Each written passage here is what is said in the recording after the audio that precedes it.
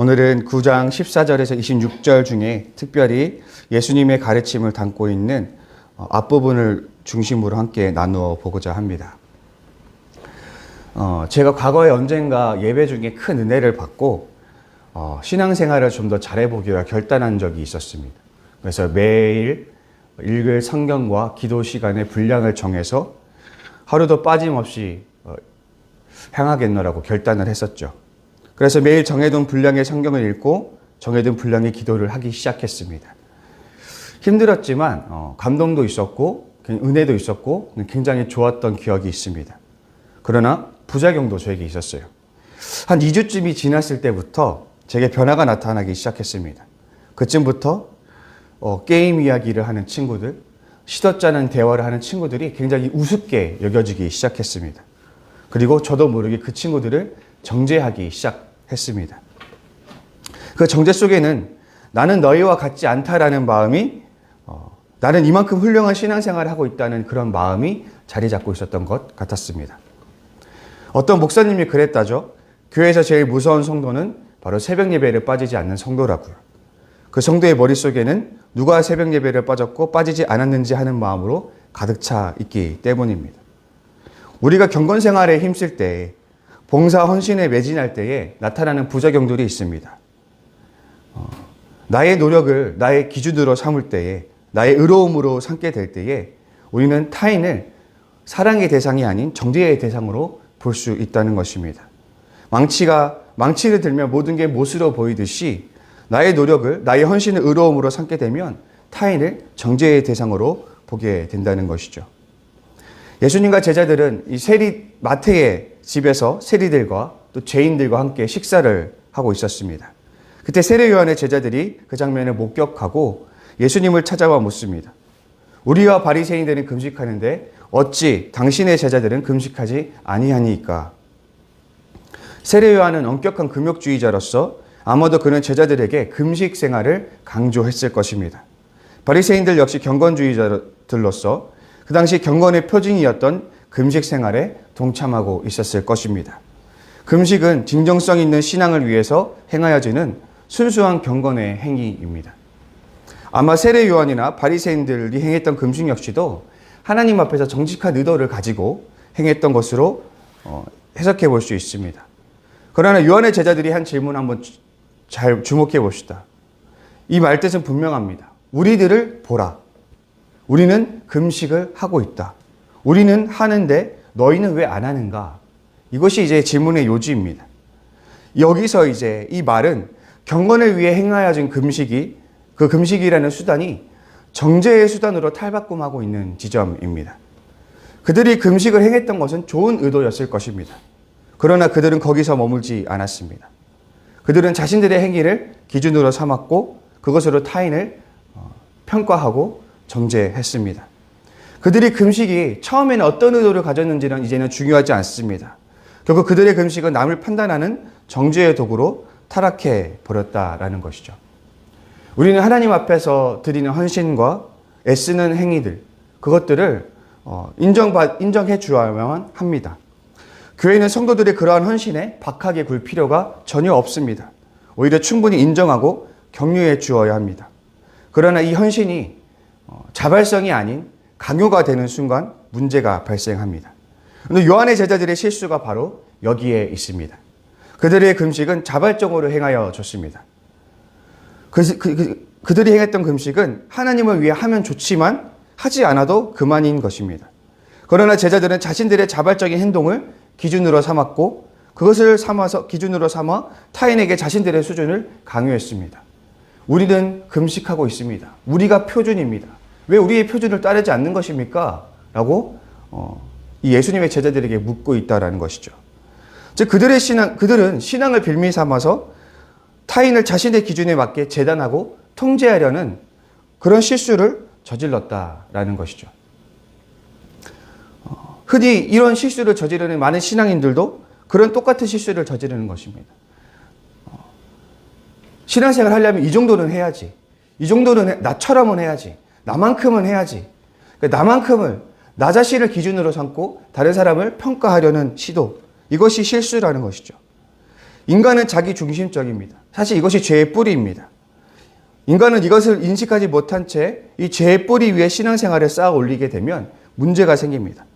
기도를 많이 하건 성경을 많이 읽건 봉사를 많이 하건 그것은 하나님을 위해 내가 행했던 자발적인 행동일 뿐입니다. 그런데 바로 여기서 죄가 발동하는 것입니다. 자신의 행위를 기준으로 삼아 버리는 것이죠. 자기 중심적 사고가 발생하는 거죠. 그러면 타인도 자신의 기준에 맞게 움직여야 합니다. 내가 이만큼 하니까 너도 이만큼 해야 해. 내가 기준이니까 이 기준에 너도 들어야 해. 나는 하는데 왜 너는 안 해?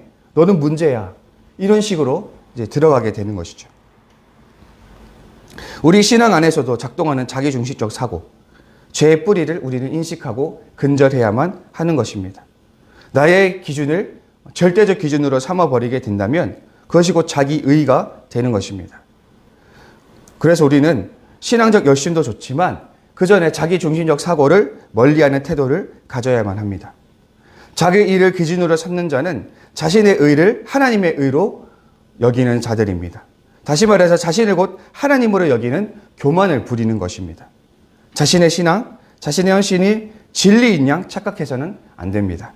우리 안에 그런 뿌리 깊이 내려져 있는 죄의 본성을 우리는 자각하고 자신의 기준으로 타인에게 들이대는 그런 삶을 우리는 피해야 하는 것입니다. 요한의 제자들이 저지른 실수는 그것뿐만이 아닙니다. 그들이 행했던 금식은 시기가 적절하지 않았습니다.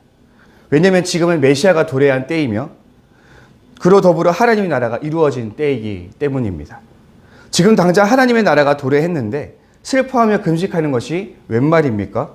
오히려 메시아의 오심을 하나님의 나라가 왔음을 기뻐하고 축하해야 하지 않겠습니까? 예수님은 비록 사역에 집중하셨지만 틈나는 대로 사람들과 먹고 즐기는 것에도 집중하셨습니다. 예수님은 목보에 술꾼이라는 비방을 들었지만 이는 우연이 아닙니다. 예수님은 하나님 나라를 잔치에 비유하여 이르실 때가 많았습니다. 하나님 나라는 잔치와 같이 즐겁고 유쾌한 것입니다. 또한 예수님은 팔복을 통해서 가난하고 애통해하고 억압당하는 이들에게 고통에 있고 슬퍼하는 자들에게 하나님의 복이 임했음을 역설하셨습니다. 하나님의 복이 임한 자들이 슬퍼하고 금식할 이유가 무엇이겠습니까? 그렇다면 하나님 나라의 수혜자들은 응당 기뻐하고 즐거워해야 하는 것이 맞습니다. 예수님은 지금이야말로 신랑, 즉 메시아로 인해 기뻐해야 할 때라고 말씀하셨습니다. 바울은 말했습니다. 항상 기뻐하라, 쉬지 말고 기도하라, 범사에 감사하라.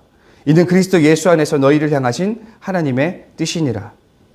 예수님은 이 세상에 가장 불행하고 억울한 자들에게 하늘의 복을 허락하시면서 그들을 가장 복된 자들로 역전시켰습니다.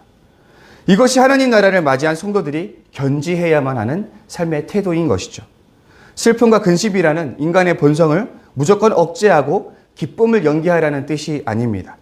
세상의 불의와 악을 보며 슬퍼하거나 분노하지 말라는 뜻도 아닙니다. 하나님 나라가 예수와 함께 시작되었으니 이에 대한 반응은 기쁨과 감사라는 것입니다. 이것이 성도가 지녀야 할 근본적인 삶의 정서라는 것이죠. 우리가 신앙적 목적을 위해서 기독교의 근식 전통에 따라 금식할 수 있습니다. 예수님이 십자가의 사건을 기리면서 금식할 수도 있겠습니다. 또 고난을 당하거나 세상의 불의함을 마주할 때 슬픔으로 동참할 수도 있습니다. 그러나 우리 그리스도인의 삶의 근본적 태도는 감사와 기쁨입니다. 왜냐하면 예수님으로 인해 하나님 나라가 시작되었습니다. 또 예수님은 죽음에서 끝난 것이 아니라 십자가에서 끝난 것이 아니라 부활하셨기 때문입니다. 복음은 성도에게 주어진 가장 큰 무기이며 특권입니다. 하나님이 우리와 함께 하시며 우리를 지키시고 보호하시고 우리 삶을 이끌어 가십니다. 이 사실을 믿는 자가 어찌 애통과 금신 속에서만 빠져 살 수 있겠습니까? 만약 우리의 삶이 기쁨과 감사보다 애통과 근심이 더 가깝다면 그것은 건강하지 못하다는 뜻입니다. 복음은 더 이상 나에게 행복한 소식으로 여겨지지 않는다면 신앙의 위기인 것이죠. 프랑스 작가 알베르 까미는 시지프 신화라는 책을 통해서 진지하게 이렇게 질문합니다. 왜 자살하면 안 되는가? 죄로 인해 파괴된 이 세상은 부조리합니다. 이 세상의 부조리함을 인간이 마주할 때 그리고 그것을 해결할 수 없을 때 자살이란 선택이 왜 나쁜 것일까? 그는 진지하게 탐구합니다. 현대인들은 이미 삶이 부조리하다는 사실을, 그래서 삶이 이유나 목적이 없다는 사실을 증명하게 되죠. 현대인들은 그 답을 찾기 위해서 노력하지만 그 답을 쉬이 얻지는 못합니다. 그러나 성도는 그 정답을 이미 얻은 사람들입니다. 성도는 복음을 깨닫고 소유한 사람들이기 때문입니다. 결국 복음으로 기뻐하는 삶이 그리스도인들의 가장 큰 무기인 것입니다. 베드로는 말합니다. 너희 속에 있는 소망에 관한 이유를 묻는 자에게는 대답할 것을 항상 예비하라. 우리 성도님들, 제발 먼저 복음을 충분히 누리실 수 있기를 바랍니다. 하나님의 도견과 돌보심을 충만히 누리실 수 있기를 바랍니다.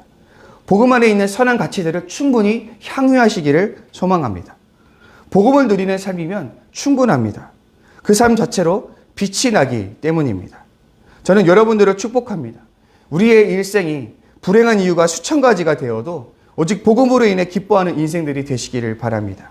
그 기쁨으로 사람들을 빛으로 인도하시는 우리 모두가 될 수 있기를 간절히 소망합니다. 예수님은 이제 생배 조각과 새 포도주 비유로 제자들에게 응수하십니다. 생배 조각을 낡은 옷에 붙이는 것이나 새 포도주를 낡은 가죽 부대에 담는 것은 매우 비효율적인 것입니다. 결국에는 새 것도 옛 것도 상하기 때문이죠. 한편 생배 조각과 새 포도주는 예수와 함께 도래한 하나님의 나라를 의미합니다. 반면에 낡은 조각과 가죽 부대는 왜곡된 율법적 관행이나 행동 양식을 의미합니다. 옛것으로 상징되는 세례 요한의 제자들이 예수님의 기뻐함을 이해할 수 없듯이 새 것과 낡은 것은 서로 융합될 수가 없습니다. 성도는 낡은 조각이나 가죽 부대가 되지 않기 위해서 노력해야만 합니다. 바리새인들 또 세례 요한들은 기존의 종교적 관행에 집착했기 때문에 그들의 시야가 가려져 있었어요. 그들은 자신들만이 옳다고 여겼기 때문에 율법보다 크신 예수님을 받아들일 수가 없었습니다. 이처럼 자신들만이 옳다는 확신은 매우 위험합니다. 이런 태도를 가진 이들은 구습을 뛰어넘어 역사하는 하나님의 새로운 일하심을 이해하지 못하기 때문입니다. 그러나 실제 역사 속에서 하나님이 일하시는 방식은 언제나 이 사람의 옛 방식을 뛰어넘는 것이었습니다. 하나님이 남유다 왕국을 어떻게 멸망시켰는지를 여러분 기억하실 것입니다. 이때 하나님의 뜻은 이스라엘 백성들이 바벨론에 저항하는 것이 아니라 항복하는 데 있었다라는 것이죠. 이것을 우리나라 사람들에게 좀 와닿게 설명해 보자면 일제강점기 치하에 일본이 우리를 침략했는데 하나님이 일본에 항거하지 말고 항복하라고 말씀하신 것과 진배 없는 것입니다. 그렇다면 우리는 이것을 받아들일 수 있었을까요? 예레미야는 하나님의 뜻을 유대인들에게 전했습니다. 바벨론에게 저항하지 말고 항복하라. 하지만 누구도 이것을 받아들이지 못했습니다. 하나님은 메시아에 대한 유대인들의 오래된 기대를 저버리고 고난받아 십자가에 매달리는 메시아를 보내셨습니다. 그러나 유대인들 중 어느 하나도 이 십자가에 매달려 죽는 메시아를 이해하지도 못했고 받아들이지 못했습니다. 이 세상을 심판하고 다스릴 메시아가 피조물의 손에 박해당해 죽음당할 것을 어느 인간이 받아들일 수 있겠습니까? 또 그런가 하면 예수님의 직계 제자로서 성령 세례까지 받았던 베드로는 이방인까지 품으려는 하나님의 뜻을 처음에는 받아들이지 못했습니다. 이처럼 성경은 늘 인간의 기대와 방식을 뛰어넘어 낯설게 역사하시는 하나님의 일하심을 보여줍니다.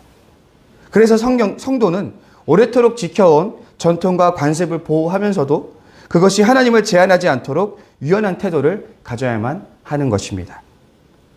우리가 경험한 하나님, 우리가 지켜온 신앙과 교회만이 정답이라 생각해서는 안 됩니다. 인간과 시대는 늘 변해왔고 하나님은 그 변화에 맞게 언제나 늘 새롭게 일하시는 분이기 때문입니다. 하나님의 일하심은 깊고 놀라워서 도저히 인간이 계산해낼 수가 없습니다. 그래서 우리는 하나님을 가로막는 일이 없도록 더 유연한 사고와 태도를 가질 필요가 있습니다. 인간은 나이가 들수록 친숙한 것에 안주하며 변화를 기피하는 성향이 있습니다.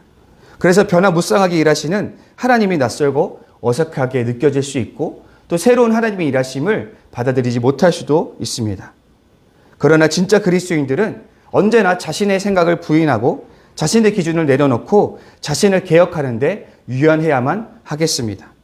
우리 지저스처치 성도 여러분, 유연한 사고와 열린 마음을 가진 그리스도인들이 되기를 바랍니다. 그래서 새로운 시대, 변화되는 시대에 맞게 새롭게 일하시는 하나님의 일하심을 분별하고 받아들일 수 있는 그런 지혜를 가질 수 있는 저와 여러분이 될 수 있기를 간절히 소망합니다. 우리 시간 함께 기도의 자리로 나아가겠습니다.